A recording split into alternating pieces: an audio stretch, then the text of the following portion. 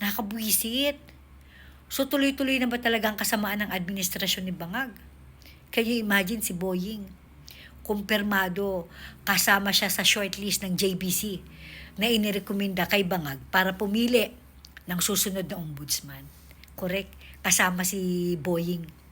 Putang inang yan. Paano hindi ka magigigil?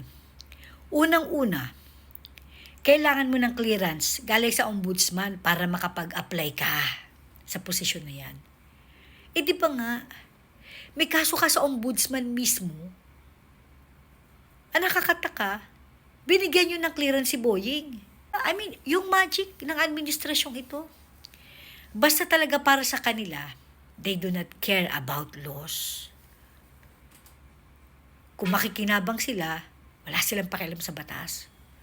Wala rin silang pakialam sa sigaw ng taong bayan. Wala silang pakialam sa galit ng taong bayan. Ang mahalaga sa kanila, maproteksyonan nila ang mga sarili nila. Well, alam naman natin na kung matutuloy sa pag-upo bilang ombudsman, itong si Boying, 7 years yan na maupo sa pwesto. Well, not unless ma-impeach siya, no? Pero, kung 7 years, ibig sabihin, kahit makababa na sa pwesto si Bangag, kayang-kaya pa rin siyang maproteksyonan ng ombudsman. Alam naman natin, ang daming kinakaharap na kaso at marami pang haharaping kaso ang administrasyon ni Bangag. Kaya kailangan nila talaga ng kakampi sa ombudsman. Pagkatapos, isipin mo pa yung 2028 election, si Sara tatakbo. Kailangan mapigilan ang pagtakbo niya bilang presidente.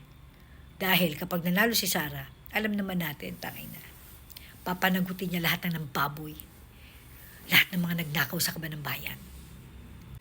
Anyway, wala pa naman desisyon si Bangag. Although in my heart, feeling ko si Boying ang mag-uuwi ng medalya. But I hope, mali ako. I hope mali yung hinala natin na si Boying ang mag-uuwi ng corona bilang ombudsman. Tainang yan, what the heck. Kabwisit. Kabwisit talaga.